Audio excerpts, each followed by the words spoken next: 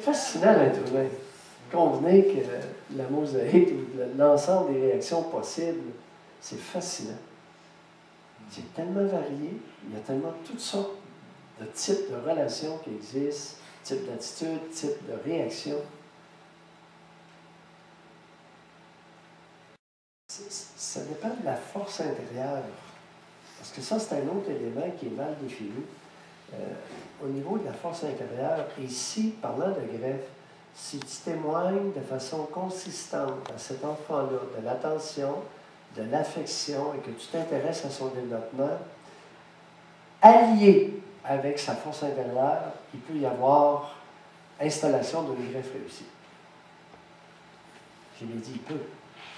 Ça dépend de la force intérieure qui est génétiquement déterminée.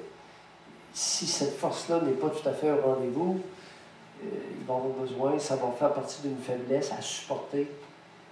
Et là, souvent, des individus comme ça, dans la vie, vont s'allier avec des personnes complémentaires à leur faiblesse. Puis ça peut faire des vies assez intéressantes, en autant qu'ils acceptent cette complémentarité et qu'ils ne se retournent pas contre.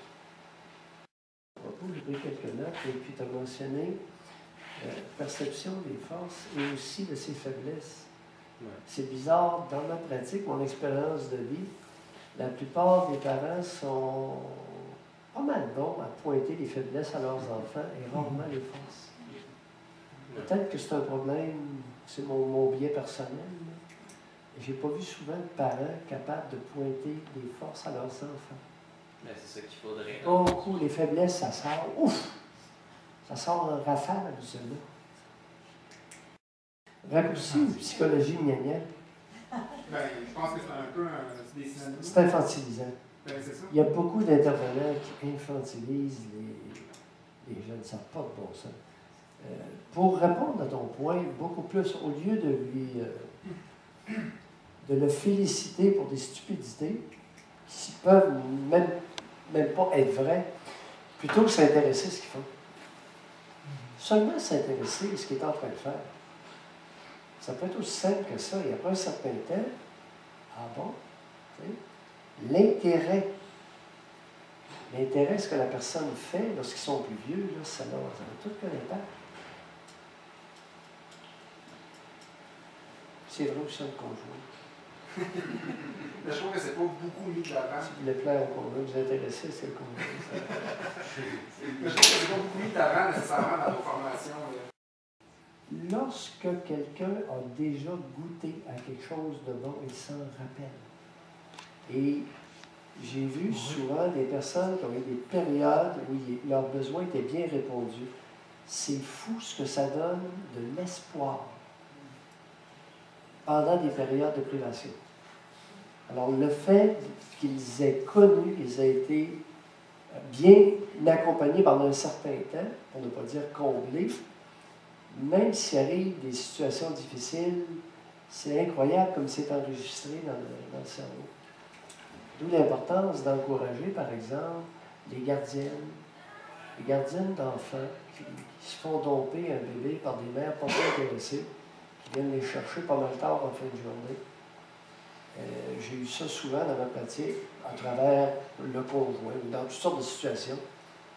Et je trouvais ça fascinant, cette histoire-là, parce qu'il disait, ouais, mais la petite, elle m'appelle maman, puis je lui ai dit, je vais vous lui dire que c'est pas moi.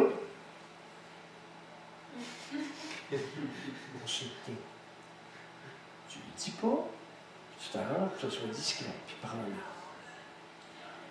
Je leur dis toujours ça. Ne jamais refuser le lien que l'enfant veut tisser avec. Ben oui, mais je suis juste la gardienne. Non. As-tu réalisé le nombre d'heures d'une semaine que tu passes avec l'enfant? As-tu réalisé que tu es la mère? Tu la remplaces et tu la remplaces. Puis j'ai vu parfois, il y a un cas, la petite, en tout cas, c'est le conjoint que je voyais. Puis la petite rentre dans le bureau, il y avait mon patient, sa conjointe, et la petite qu'elle gardait, qui avait 3 ans. Elle rentre, elle prend sa gardienne par la cuisse, puis elle se met après, comme ça, après sa jambe, tu sais. C'était-tu assez évident? Là? Elle était une belle petite puce de 3 ans. Elle dit, elle m'appelle maman, puis je suis mal à l'aise face à la mère.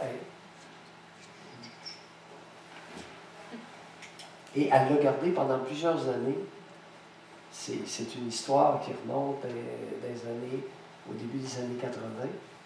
Et maintenant, cette jeune femme-là a 26-27 ans, et régulièrement, elle vient revoir sa gardienne.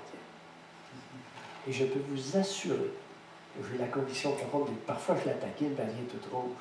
Je lui dis, n'est-il pas exact qu'elle t'aime plus que sa mère? Et là, elle est mal à l'aise, elle vient toute rouge, j'ai jamais de ça. Je la taquine, je trouve ça cute.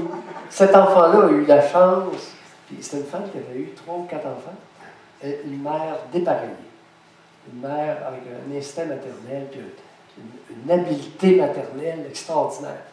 Puis elle en a pris quelques-uns comme ça, puis celle-là, puis c'était une petite fille spéciale, une petite précoce, là, une brillante. Ça y paraissait dans ses petits yeux.